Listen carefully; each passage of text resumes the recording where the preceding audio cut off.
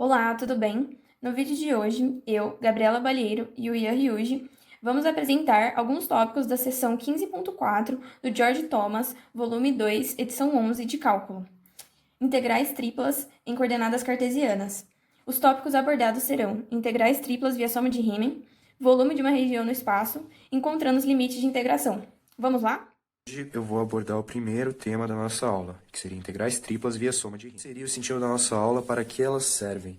Bom, uma integral tripla seria referente a uma função f de x, y, z, definidas em uma região do plano fechada e limitada, como a gente pode ver nessa figura aqui, de uma integração infinitesimal dx, dy, dz, usadas em sua maioria para volume de formas 3D em determinado plano, para o cálculo dele, o cálculo de massa e momento de sólido e também cálculo de valor médio em funções sobre uma região tridimensional, entre outras. A soma de Riemann basicamente possibilita chegar em uma estimativa de cada uma dessas integrais. Ou seja, se a sequência Sn da soma de Riemann da função f converge quando n tende ao infinito, essa condição é satisfeita.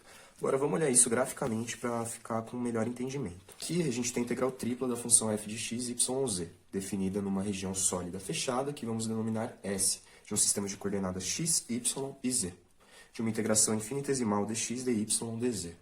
Bom, vamos supor que esse ponto aqui, denominado G, seja um pedaço de mármore, ou seja, um sólido finito, que pode ser colocado dentro dessa caixa aqui que eu desenhei.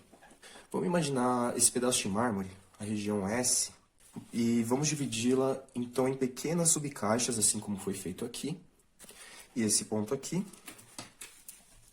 seria f de x, y e z. Os pequenos paralelepípedos típicos são aqueles que possuem as dimensões delta xk por delta yk por delta zk. E basicamente o delta v seria o produto onde os quadrados são numerados de 1 a n, montando assim o esquema da nossa soma de Riemann. A gente denota o volume do caesmo paralelepípedo restante por ΔVK, e o ponto selecionado no caesmo paralelepípedo por xk, yk e zk. Sendo assim, repetindo esse processo com cada vez mais subdivisões, de tal maneira que o comprimento e a largura de cada quadrado desses tende a zero e n tendendo ao infinito, ou seja, diversos quadradinhos aqui. Quando a gente alcançar um valor limite único, independente da forma como escolhemos as partições e os pontos, dizemos que f é integrável sobre S. Bom, somando todos esses termos que a gente achou aqui, a gente chega na soma de Riemann. Quando a gente aplica o limite de n tendendo ao infinito em Sn, a gente chega na integral, que aqui poderia ser substituído por dx, dy e dz. Vamos ver se a matéria ficou realmente fixada e vocês entenderam tudo fazendo esse primeiro exemplo. Calcular a integral tripla de uma região B, x, y, z ao quadrado dv, onde B é o paralelepípedo dado por essas características. Aqui ele mostrou o intervalo de cada. Bom, sempre que a nossa região for essa caixa de integração limitada apenas por números, a gente consegue usar qualquer uma daquelas 6 ordens de integração. Para fazer esse exercício, eu escolhi dx, dz, dy.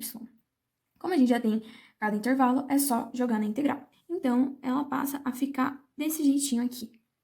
Mas, nessa hora, é a hora que precisamos ter muito cuidado, já que o primeiro sempre integra a última integral, o do meio a do meio e o último a primeira. A gente vai abrindo.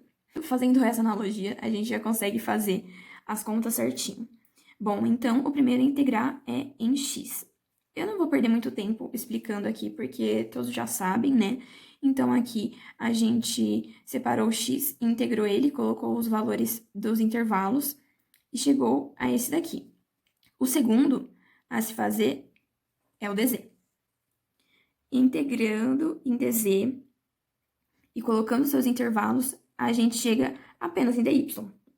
Então, o último a ser integrado é o dy.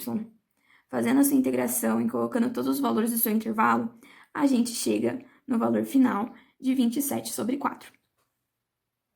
Bom, espero que vocês tenham entendido tudo que o Ian falou na integral tripla pela soma de Riemann, porque a gente vai retomar alguns conceitos explicados naquele item. Bom, vocês lembram que a soma dos produtos resultava nessa equação aqui? Se a gente determinar que ela é uma função constante e ela tem o valor de 1, a gente consegue escrever essa equação desse jeito aqui. O que nos resulta apenas no somatório da variação do volume. A partir do momento que as variações de x, y e z, ou seja, ΔXK, ΔYK e ΔZK, se aproximam de zero, os paralelepípedos de volume ΔVK vão se tornando cada vez menores, porém mais numerosos, já que eles conseguem preencher a região S cada vez mais, se adequando ao seu formato. Tendo essa lógica em mente, o cálculo do volume da região S para a integração tripla é feita pela equação limite de n tendendo ao infinito é igual ao somatório de k igual a 1 até n ΔVK. Ou seja, a integral tripla da região S é apenas ΔV. Por definição, concluímos que o volume de uma região S fechada e limitada no espaço nada mais é que volume igual a integral tripla de uma região. Ou seja, volume é igual a integral tripla de uma região, que no caso eu estou usando S, é dv dy dx. Ou qualquer uma das ordens que você preferir. Bom, pessoal, espero que tenham entendido a explicação da Gabriela. Agora vamos realizar um exemplo para fixação. Encontre o volume da região no primeiro octante limitado pelos planos coordenados, pelos planos x mais z igual a 1 e y mais 2z igual a 2. Bom, com essas informações aqui a gente já pode analisar umas coisas. Para cada x fixo em 0 e 1, o z ele vai variar entre 0 e 1 menos x. E para cada xz fixo em b, o y vai variar em 0 e y igual a 2 menos 2z.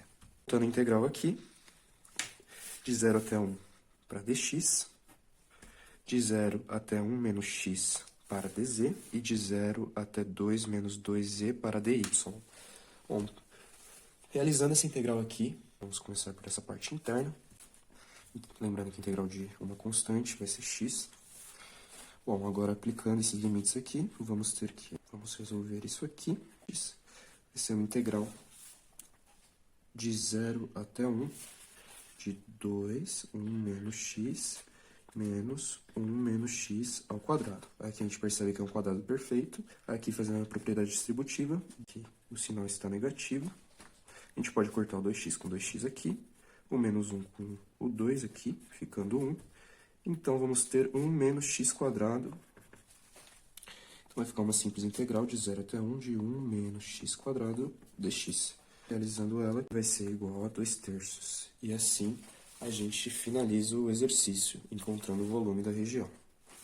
Tratando do último tópico da nossa aula, vamos aprender a encontrar limites de integração. Bom, para isso a gente vai seguir procedimentos geométricos, eu já posso adiantar isso, e é interessante ressaltar que essa não é uma tarefa tão simples, e por isso a gente vai subdividir os sólidos em 3 tipos.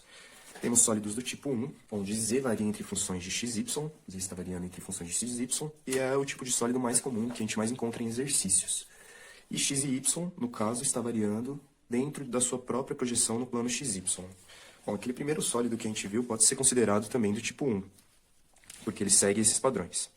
E aqui, como a gente pode ver, a sua projeção no xy varia nela própria. Então, vamos colocar aqui do lado. Temos sólidos do tipo 2, onde y está variando entre funções de x e z. E xz varia dentro de sua própria projeção no plano xz. E temos sólidos do tipo 3 também, onde x varia entre funções de y e z, sendo que yz varia dentro da sua própria projeção no plano yz. O primeiro passo é fazer um esboço da região D, juntamente com a sua projeção vertical, que é o R aqui, sobre o plano XY. A gente consegue identificar as superfícies limitantes superior e inferior de D, rebatendo aqui, e as curvas de fronteira superior e inferior de R, rebatendo aqui. Com isso, a gente consegue perceber que o Z está entre funções de x e y. Sendo assim, a gente pode classificar como um sólido do tipo 1. No segundo passo, a gente vai encontrar os limites de integração para z. Portanto, a gente vai colocar um ponto no plano xy, em que R seja paralela ao eixo z, Bom, a gente vai subir uma reta, M, e quando o M cresce, a gente percebe que ele entra no sólido D, em Z igual a F1 de XY e sai em Z igual a F2 de XY.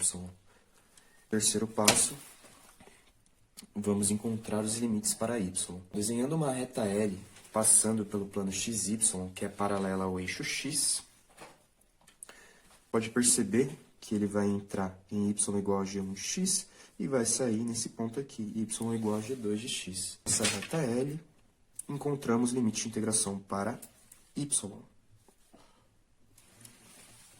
Agora, como quarto passo, vamos encontrar os limites de integração de x. A gente pode escolher os limites de x que incluam todas as retas que passam por R. Ou seja, x igual a A e x igual a B. Esses pontos, eles contemplam todas as retas que passam por R. Então, esses são os limites de integração de x.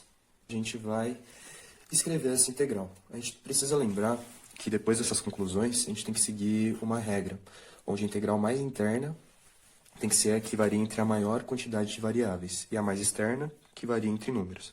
No caso aqui, a gente já percebe que a mais externa vai ser x. Bom, essa aqui seria a nossa integral para essa figura. Espero que tenham gostado do vídeo. Até a próxima e muito obrigada!